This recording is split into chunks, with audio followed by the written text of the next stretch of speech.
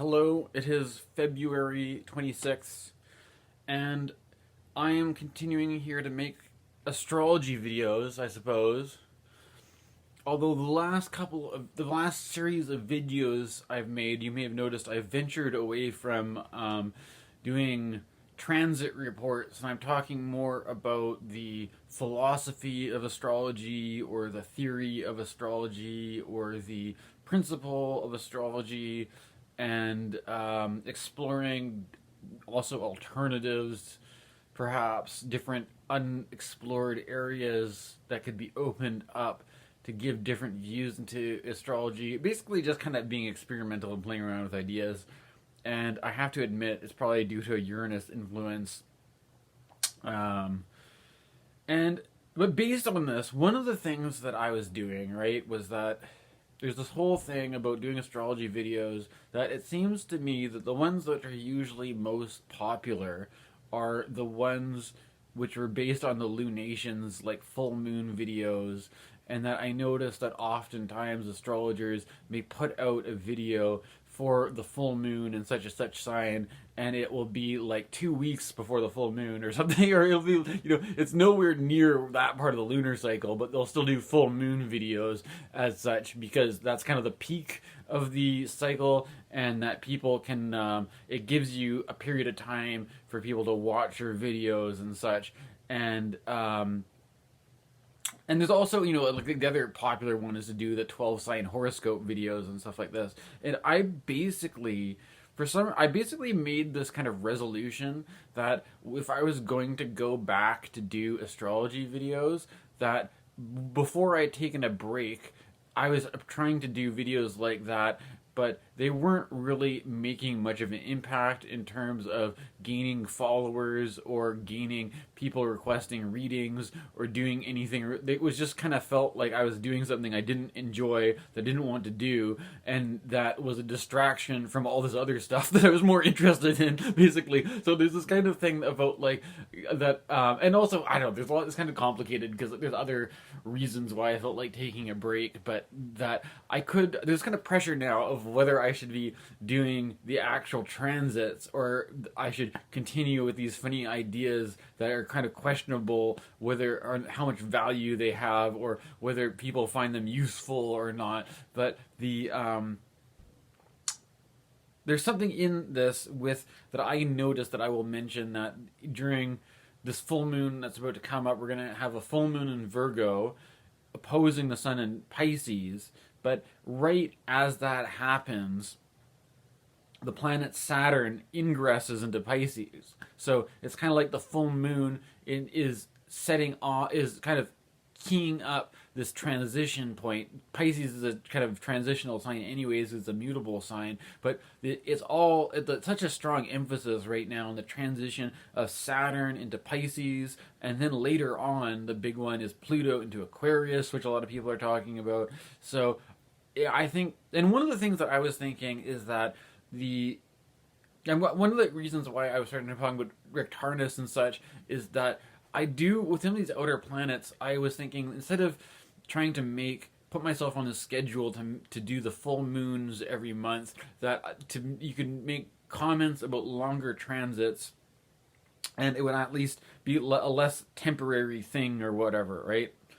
You have more time to think about these long transits and kind of think more ahead into the future. Whereas once you made a full moon, the whole problem about digital media and astrology, I find, is that once you make a full moon video, chances are in next month or 2 months, people aren't going to care about what the full moon 3 months ago was like, and nobody's going to watch, because it's all just this temporary kind of internet thing, right? But I kind of feel like if I was going to make YouTube videos and I was going to talk about concepts which were had more to do with the fundamentals of astrology, then it's kind of like putting your work towards something that isn't just this transient, like the horoscopes in the back of the newspaper that are only relevant for a week and then people don't really care. I mean, it is interesting though, I find, for people who keep archives of this stuff, if there's important moments of your life to look up what people were saying in the horoscopes of that year or something like that, to see if it was a retrospective horoscope reading or something. It's kind of interesting sometimes, but I don't think people do that very often, and I don't. It's kind of funny.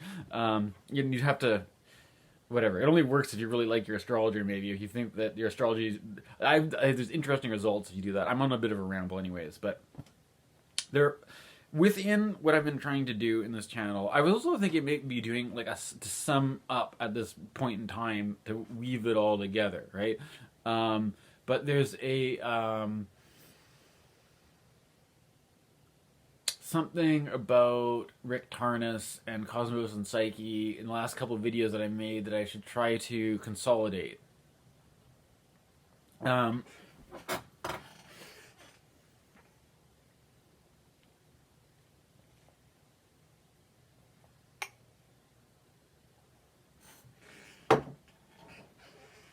Well, first of all, the last video I made was kind of funny. It was about called Object-Oriented Ontology.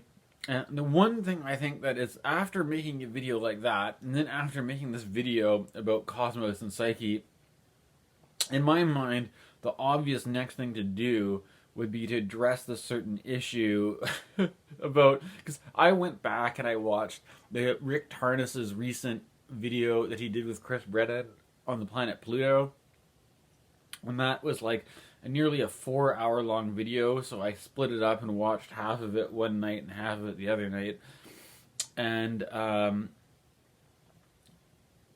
this is the whole thing, is that I don't get me wrong, that I may sometimes have a bit of a, what we could say, a contrarian personality, where when there's certain things that stand out and that I kind of want to raise a counter argument or something like this. But the thing with Rick Tarnas is that I hope that it's not taken in the wrong way, that I'm not like completely against his work or something. But there's always been a bit of a tension, because I've never been quite... There's a whole bunch of people that brand themselves as being archetypal astrologers, and I never at any point felt like jumping that much on board as taking on that mantle to label myself or categorize myself as being part of his team or something like this. But there are some cool people that are working in that area, so I don't want to be... What I'm trying to say is I'm trying to be friendly and not be too antagonistic about this, but there is a point to be made, which could also just be considered to be a kind of a pedantic intellectual point or something like that. But you know, the whole issue is around the language being used to make an argument, or the conceptual rationality behind making an argument for what Tarnas calls an ensouled cosmos.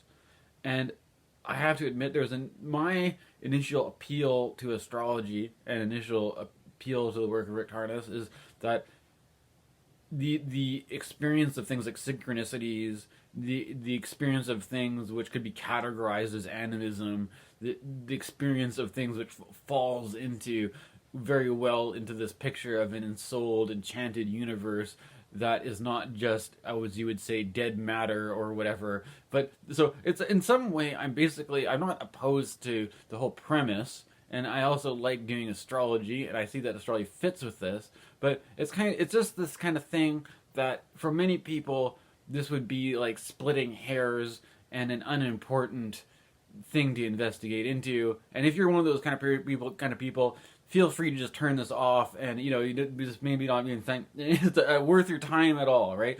So it could be completely frivolous, right? But nonetheless, the issue is that what I kind of address this in my last video on what I would call object-oriented ontology, is basically that the problem with why the issue with our disenchanted universe is because the predominance of a materialistic worldview that is based on measuring things, and everything which can be measured and tested is then incorporated into a system of scientific knowledge, and that scientific knowledge gives us a certain degree of being sure about certain rules and properties of the material world that can be repeated and proven in experiments and such, that gives us a kind of objective scientific knowledge. And that has been the kind of the center point of the revolutions of modernity, giving rise to various technological advances that have in turn driven advances in the human cultural sphere, basically, right? So science and technology, I don't have to labor the point, they have been very influential, and that have taken a predominant kind of influence on our society. And that I actually tend, the thing there's to offer a kind of different perspective I think it's useful to bring in the character Federico Campagna and his Technic and magic, basically, is a different way to approach this issue, because instead of seeing, well, I mean, Campagna is really interesting because he did certain moves in this book, Technic and Magic, where he, for example, there's a common thing in the conversation of what has happened. We have a certain story that happened of East meets West with characters like Helena Blavatsky and making this connection with Gandhi in India, and there's a kind of the polarization between the Western psyche and the Eastern Far East thing, which kind of starts to resolve with, you've got people like Carl Jung, who starts reading about the I Ching and the Tao Te Ching and stuff like this, right? And starts to try to resolve, I mean, it still comes from this really patriarchal, the white guys know everything, the kind of stuck up academia kind of stuff, but it becomes a story of East meets the West that we're also familiar with, and we've got Alan Watts and stuff, right? But the Campagna is interesting because he kind of sees that as being a kind of a cognitive model or a certain kind of story that is kind of keeps us stuck in a certain kind of a worldview that may not really be accurate. And Campagna also makes examples which are interesting, such as there's certain worldviews that we have that at some point in time we thought the Earth was flat, and that if you went too far you'd fall off the edge of it, and that it was our moderns with Christopher Columbus and stuff like that were prove that the world was not flat by going around it and stuff like that. But in some way it was actually funny, because if you look at some of these old models and drawings and stuff like that, there's been actually models for globes and scientific arguments thinking that we live in different this idea, these after, it's kind of like we had a good understanding of science to a certain degree, and then we got confused and then made up stories about how our recent advances make us so much smarter than people were before, basically. And you can maybe exaggerate this. I mean, it's kind of interesting, the whole story about the Library of Alexandria, right? That should be a fairly common story that everybody knows, that there was a great library that held all this knowledge that was burnt, kind of thing, and that there is kind of implied some of the more the funny far out conspiracy people with their, let's not talk about that far out, because Plato talks about Atlantis, right? But it's kind of in this category of funny stuff. But nonetheless, there could very well have been lost knowledge or whatever, right, from other times. I'm kind of getting off track though, but the idea here is that we have this certain system of knowledge that has erected itself in such a way that uses the system of measurement and the system of building the system of objective knowledge. And Campagna kind of just calls that as the process of Technic. And unfortunately, though, the thing is that if you look at something like astrology, it's not so, I mean, he doesn't get into astrology in this book, but it's not so cut and dry with something like astrology, because we can say that there's definitely a technical side to astrology. There's a lot of techniques that you use in astrology, but that astrology does not boil down just to being a technical thing. And that he contrasts the principle of Technic with the principle of magic, and he defines magic in opposition to Technic as something that is fundamentally ineffable, that it cannot be defined. And now, however, by bringing this into a conversation with astrology, it gets kind of complicated because astrology is all about the process of defining and labeling and categorizing and things and grouping and organizing different associations and stuff like this, right? So astrology itself is a kind of a Technic thing, but there's something that kind of exceeds the ability, because this is the thing about it, right?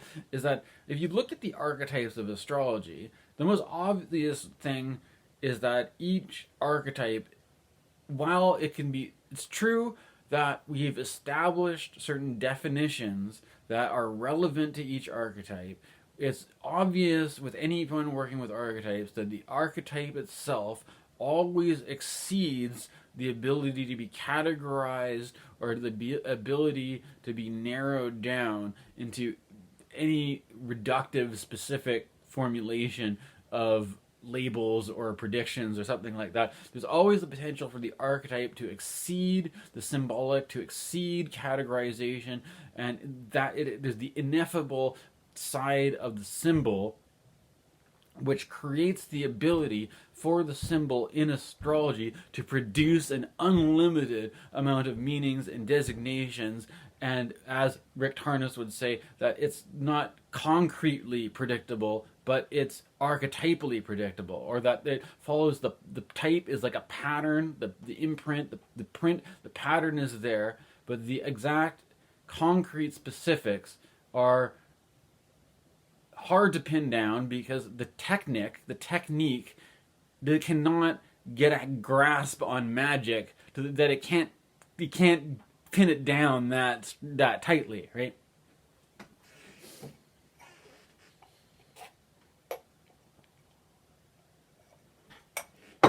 And so basically, the Campagna's argument is that there's a beautiful. This is also kind of goes with this thing about of spiritual freedom. Is that there's to find your own magic, if you want to put it this way, to find your own spiritual freedom is essentially to find the part of yourself that can never be captured by technology, can never be captured by a system, can never be boxed in, labeled, categorized, that always will escape any attempt to label it and confine it and say this is what it does and this is what it doesn't. There's some, and if we work with astrology, we know that there's two sides of it. There's one side where we have all these techniques and that we have all these systems of association and categorization, but we know that this wouldn't work if it wasn't for this sort of unknown, chaotic factor that can never be pinned down, right? And that some people who don't understand this may say the inability to generate concrete predictions means that it's just a pseudoscience or something, right? Or they don't. The point is that they don't appreciate the magic side of it, which is kind of ineffable, which is kind of hard to pin down, which is kind of strange. The point of it says, like Lao Tzu says, that the person who hears about the Tao for the first time, the foolish person laughs because it sounds ridiculous.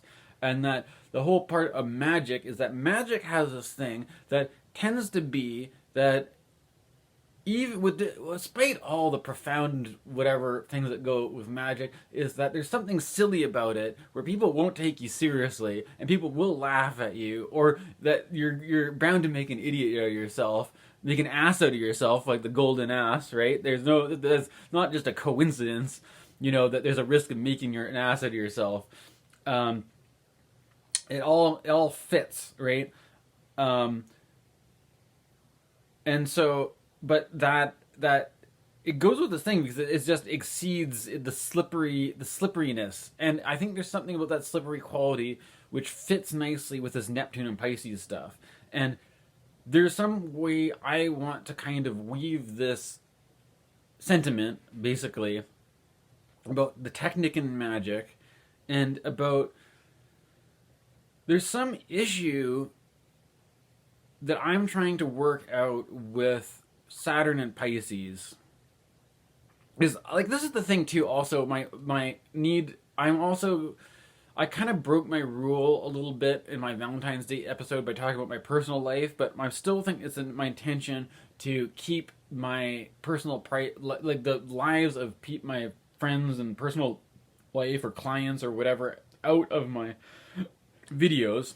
It may inform some of my opinions or my perspectives of certain signs and placements, but my point is that I know some people who have Saturn and Pisces, and that I have to say, I don't know if everybody who has Saturn and Pisces is like this, but the people that I know who have Saturn and Pisces are some of the strangest people I've ever met. And I don't know if that is any indicator. I'm going to have to maybe do some more research on people with Saturn and Pisces placement. But if there's any, like, because, Aquarius has a reputation for being a kind of a quirky sign. Pisces can be kind of quirky too. And with this movement of Saturn into Pisces, there's something kind of quirky about Pisces and its ability to deal with the surreal, to deal with the dream, to deal with liminal zones and stuff like this. That liminal zones already lend themselves to the strange and the weird, right? But with Saturn is a very liminal zone kind of planet, because it marks the boundary of the visible original seven planets, with the outer planets, 8, 9, and 10, Saturn, or Uranus, Neptune, and Pluto being this other category. That, like, the liminal zone of Saturn, the liminal zone of Pisces, if you're working with Pisces as the 12th sign using that model, or even just as being a mutable sign, right? There's a liminal space, the fringes, and also the boundary, basically, that we erect between reality and what is not real, the daydream and the waking life, and how do we put this all together? There's something, of course, Neptune, when you get into that conversation, it becomes vague, or it becomes this general spiritual conversation. But there's something more specific that I wanted to focus in on with Saturn and Neptune, was there was this idea of concretization, and the need to this is the problem about Federico Campagna's Technic and Magic, Technic and Magic, that is so important to this conversation, because the concretization, the act of concretization, making something literally, concretely real and true, is essentially goes with the process of actualization through a binary system, where it is either this or not that. To say, I am sitting in my room making a video on my iPad in a concretely real sense, that you can say all these things are completely, entirely, concretely true within a material sense, and an objective shred of doubt. There's a human being making a video on an iPad, and it's all real, and there's no doubt, this kind of thing, right? But the thing is, there's something about Neptune, right, that is, let's say, has to do with the psychedelic, has to do with the visionary, that has to do with things that are beyond what can be defined as just being concretely real or not. That there's what certain language has been used, such as subtle, right? There's a subtle dimension, whereas the concretely real could be seen as gross or coarse, right? Like, if you're tuning things, a coarse, the larger waves, the larger frequencies are coarse, and the fine-tuned frequencies are more subtle, being that you would need more sensitive equipment to pick up the more subtle frequencies, and that more coarse or gross means of perception may miss them entirely, right? So the subtleties of nuances and such, which are missed by a perspective which is trained to concretize everything, because in order for something to be real, it must be concrete. And there's this basic binary that concrete is real, not concrete is not real. And that the experience, though, of a spiritual state of subtle material there is the need to say as to bring down something which is from a subtle level into a gross level and concretize the subtle as the gross.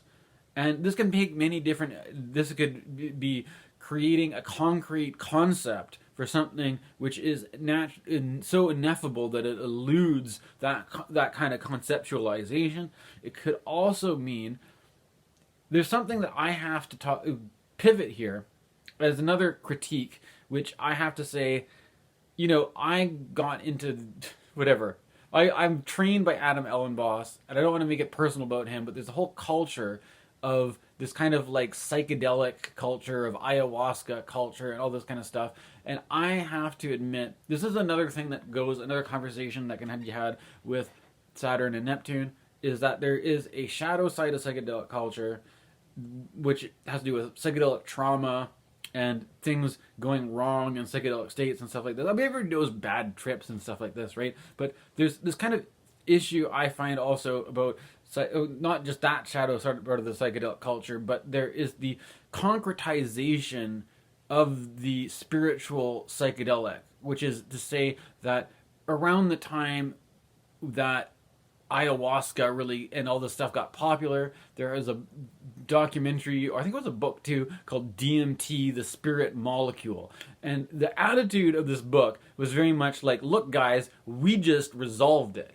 You had this whole problem where you had spirit and you had matter, or as you say, Federico Campagna says, you have technic and magic. You have a system of technic, or whatever, these different forces. One thing wants to turn everything into a system, which can be kind of a language, which can be turned into objective scientific knowledge. The other thing is a claim to an ineffable magic, which will always evade that categorization, which will always evade that mode of understanding, because in its essence, it is by just nature ineffable, and it cannot be captured, right? And so these two forces, in DMT, the spirit molecule, there's this attempt to just say, oh, wait a minute, look, dude, brah, there's this chemical that makes you trip out, and it's in your body naturally, and it is released when you die, and so therefore, we don't need to have anything ineffable at all. There's a chemical that just does all the work, and now we can just have it all just be materialism, right? Or at least like that's one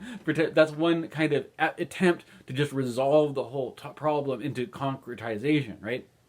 But in the same sense, you could just go that route if you wanted to. You could say that, the whole psychedelic thing is just a biochemical reaction that happens. And actually, the funny thing about drugs is that most psychedelic drugs don't actually do very much. They do a very minor thing, and most of the effect is just the human body just having this kind of chain reaction that's set off from this first initial thing that the psychedelic does. That there's lots of psychedelic states that your body can get into without psychedelic drugs, and that psychedelics are just kind of an easy way that people take to get there, right? But so, what am I trying to say? But there's still this way that people were trying to just reduce this whole ineffable mystery into something that can be explained by looking at molecules and by looking at neurochemistry and be looking at brain science and all this kind of stuff. And that's just, I don't know. I'm not going to take a specific position against that, because my idea is that it could be that there are different strata, right? There could very well be a material certain level of which things happen, but that it doesn't reduce down to that. It doesn't explain all the different phenomena that happens by just approaching it all at that level, right? But so the whole thing though is that maybe I'm going too far. What's this thing about materialism, right? Because the issue, if we back it up and go back to Richard Tarnas, is there's this perspective that there's an ensouled reality that is an enchanted universe that is full of all these archetypal forces and whatever would be kind of like this equivalent of gods and spirits and all sorts of subtle things going on that people don't pick up on because they are wired into a materialistic understanding, which does actually go with, the issue with this Federico Campagna stuff is that it's not so much the fact, using the word material says that we view the world around us as primarily being material, and that primarily all the things that happen in it are necessarily products of the material circumstances. And that kind of goes with this Marxist thing, right? But that has more to do with the economics of material, but it's still the basic. If you look at it a very basic way, the basic human needs of food and shelter and how you meet your needs and how we structure our lives, that actually I made this argument that's it's a bit silly though, because when Marxists and astrology, it's kind of a joke to say that that astrology is the material circumstances because planets are material objects, but in some kind of funny way I think it works, because if you look at the planets and you also look at the material structure of feudalism that gives birth to the different things of kings and different things of like, we're going to go from one house to another, we're going to visit the different kings and their different houses. It's all based on this kind of like, feudal system of castles and houses and stuff like that. It's not incorrect to say that the material circumstances gave rise to a certain system, that people look at their material circumstance around them and start to build a system based on that circumstance as a subjective form of knowledge to explain their subjective reality. It's the subjective structures in the system and stuff. And it's interesting with astrology to take this into consideration, because it suggests that, the whole thing about being anchored to some kind of eternal truth is the basic assumption of astrology, but there may be at some point in time when we may have to redevelop astrology, because there's certain time the whole drift of the equinoxes and stuff like that, it works now, but it could be very well that the human beings of the future have to just redraw some stuff, because it doesn't make sense to have, the signs have to be redefined or something like that. And that's another thing in Federico Campagna's book, is this idea of recreating reality. But the idea is that if you think about this idea of like hitting a drum or something like that, or the beat of a heart, that there's these pulses, and that it begins and ends, and you have to kind of bring it back to life by you can't just fall back on an old system. You actually have to act it out. You actually have to perform it. You actually have to practice it, right? And that in practicing astrology, it's entirely there's this whole kind of deconstructionist point of view, which is like, if you take, let me just talk about the actual reality. Apparently, the moon is slowly moving away from the Earth, and that at some point in time, as this continues, the moon is just going to drift off into space, and at some point in time, the Earth won't even have a moon anymore. And when the Earth doesn't have a moon, we won't be able to even do it. But the thing is, that's going to be so many billions and millions of years in the future. Who knows if, we have other things to worry about with the human race surviving than what will happen when the moon floats off or whatever, right? But the whole point, though, is that the basic structure of our solar system and the planets in it and the moon and all this kind of stuff, these are subject to change. And everything that goes on at a more universal level is subject to change and creation and destruction and all this kind of stuff. And that even the system of astrology itself is not absolute on a completely objective level, but rather something that has been created out of accumulation of myths and history and stories. And it is something that it's foreseeable that maybe civilizations of the future, if they continue to practice astrology, will have to reinvent it and recreate it, and that cultures even may change, and that the whole production of the archetypes, it's that the archetypes, this is what I'm trying to do, of like, that Guy Deleuze is often seen as kind of an antithetical character to the whole Jungian kind of project, but in a way you can make Deleuze Jungian, you can make Jung Deleuzian, but it's just to understand, Deleuze just argues the point that the archetypes are not statues or whatever we would call, he tries to shy away from using that language, but essentially that's what he's saying, is that there are things that we have to make, or that they are, in a sense, if you get to the mystical truth is that they're not just linguistic constructs, but they become living forces, or as Philip K. Dick talked about, living information. And now we're used to the idea of the internet being a kind of living information almost, and that people are always editing it, people are always adding things to it. Now we've got AI, bots, which are kind of alive in their own way, but we're kind of creeped out because we don't know if they're really alive, they're just animate, right? But the idea that at a more fundamental level, especially things like, the archetypes which are in tarot cards, the archetypes which are in astrology, the archetypes, that they talk about Jungianism, the idea of that Jung had with the active imagination was that they are not just inert things that are like puppets or something, but they actually have their own life, they actually have their ability to act, they have the ability, their own autonomy, and they need to be respected and stuff like this.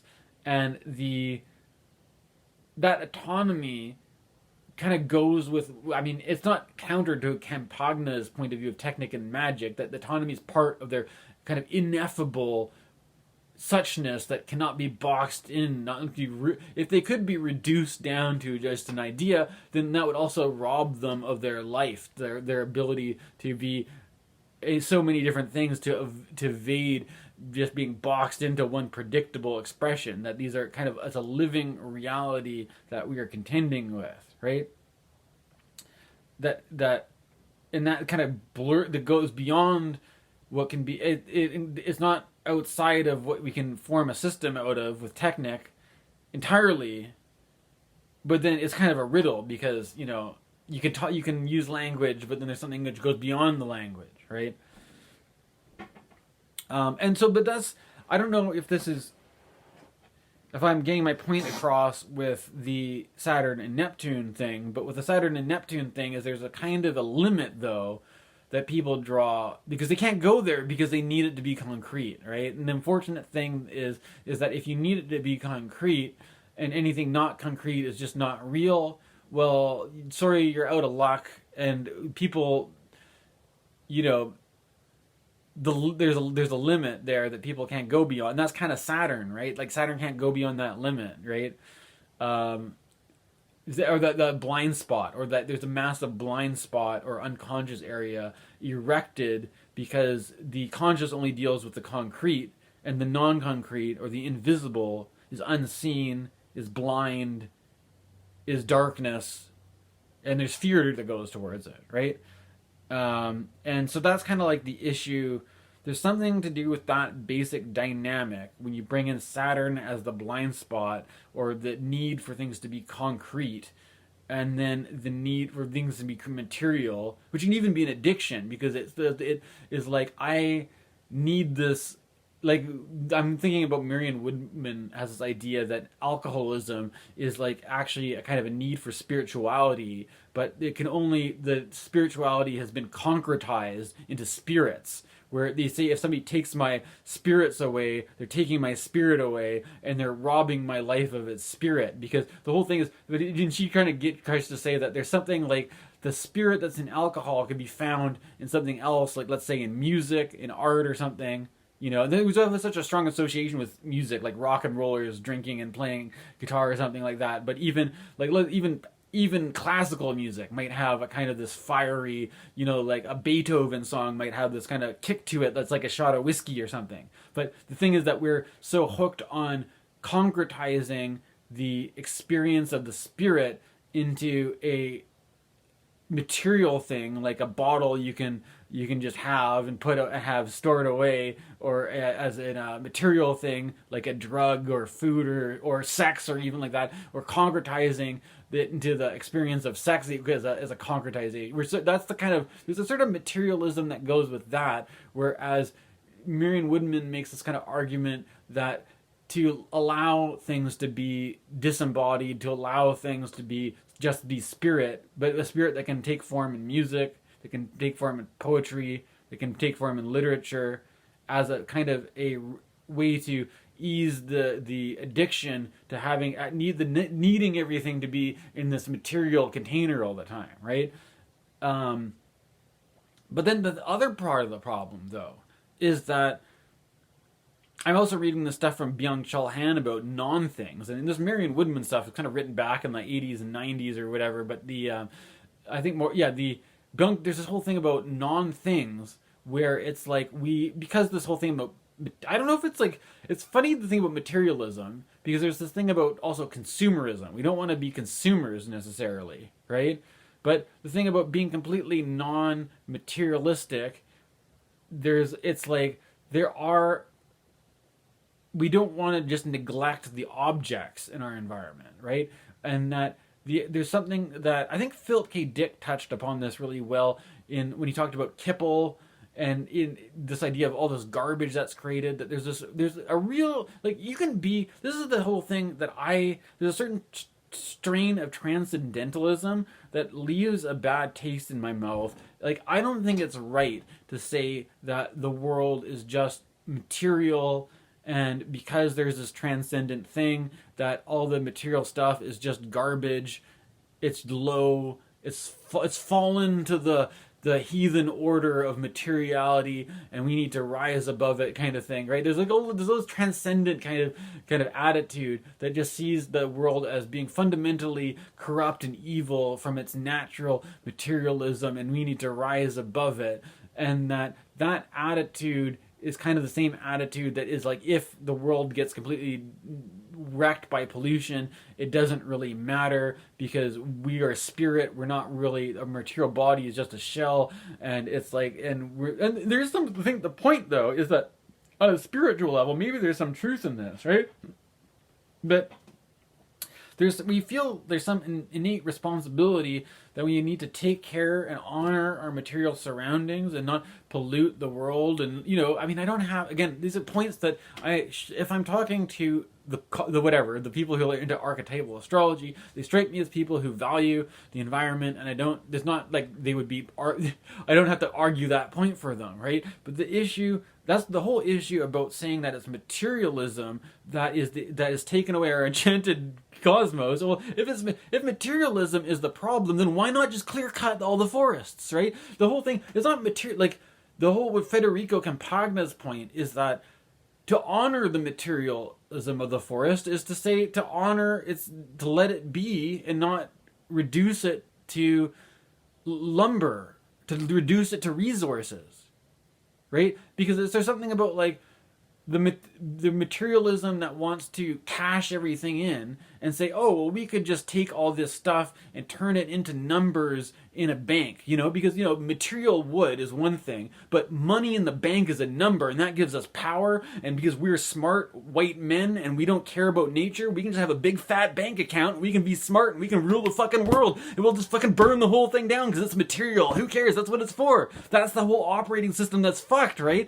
The whole point is that we need to honor the material, rather than try to see it as being the problem of why the cosmos is not ensouled, right? Which is, I don't think it's necessarily what Tarnas is suggesting by using materialism as the problem, but it's just it creates this issue because it's linguistically just kind of embedded into it. And I have to admit that I'm making videos like this now because I have certain frustrations about the astrological community where it's like, I can't talk about, like, there's certain people who, like, raise these issues but use language in a certain way that maybe I'm just splitting hairs, right? Maybe they're on the right track, but they're not using, in essence, we have the same the same message, the same spirit that we want to get across, but we're not talking about it the right way. And then if I go in all pedantically and try to correct people, I am just a bad guy, right? But there was a person, though,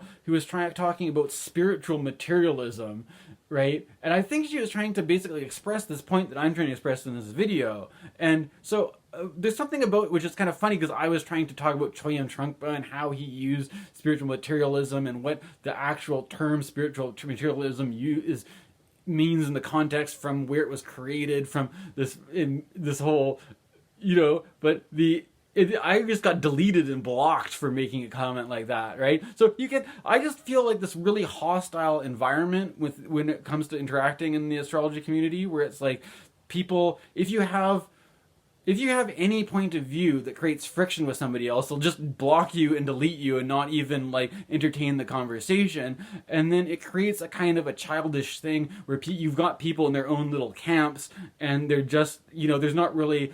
But I think it goes with this is another part of the problem with Byung-Chul Han, which is why these flaws, like there's certain issues I have with the climate of social media and producing media content like this, and approaching some of these questions, approaching what it means to participate in a kind of online digital community, to what it means to participate in a conversation, and that if you can't even, there's this whole attitude like nobody owes you a debate, nobody owes you a stuff, whatever, fine. If you don't want to have a debate, I'll just make my own videos, right? But the point is that there's no. It turns into this thing where as soon as somebody, like, I'm just going to, if I use a concept the wrong way, I'm just going to delete everybody who tries to correct me how I'm using a concept, and then fortify myself in my own little world, and then make, do a webinar about how they're wrong and I'm right. And it's not actually anchored, there's no authority that says, it's just a bunch of people being immature, and you know what I'm saying? It's like, it's just funny. It's just, I wouldn't want to, I don't know. I don't want to spend too much time on this kind of stuff, because it's maybe not a good thing to get caught up on, though. But the point is that part of my spirit in doing these videos is that there's a certain part of my process that, I might just take a break. Maybe I'm reading some books. I might just go back and read a whole bunch of books and not make videos. But it's like, if I'm going to participate in the conversation, I'm going to actually have to lay out what it is I actually think, right? But in my own, I'm going to have to engage the concepts honestly in a way that is like, I don't, if I hurt anybody's feelings by disagreeing with them, like, to me that seems like there's something more important anyways, and at least hopefully I can be tactful about it. Hopefully I don't piss people off, but I'm part of what I'm doing is kind of managing that. I know that my personality rubs people the wrong way, and people have the tendency, like, I just feel like I can't make the proper building the right affiliations or connections, and that part of that is because my ideas are fundamentally threatening at some level, right? It's part of my issue. And at least I'm kind of like, whatever, if you don't like it, you don't have to watch. And if these ideas are dangerous and threatening and all this kind of stuff, I'm going to have to understand what is wrong with them and understand why it's such a problem for people. But I'm going to, approaching it from this point of view anyways, that like, that there is something important here that it kind of motivates me to learn more and develop these ideas, and then as I develop them more, then I can start to see where the points of conflict and tension are, and that maybe, it's just interesting anyways. The problem for me is always a means to learn more and to develop more and to continue to evolve around it, you could say, right? So this is I hope you like this one. Okay, it's a bit longer, but no. Okay. You can like and subscribe and all that. Have a nice day.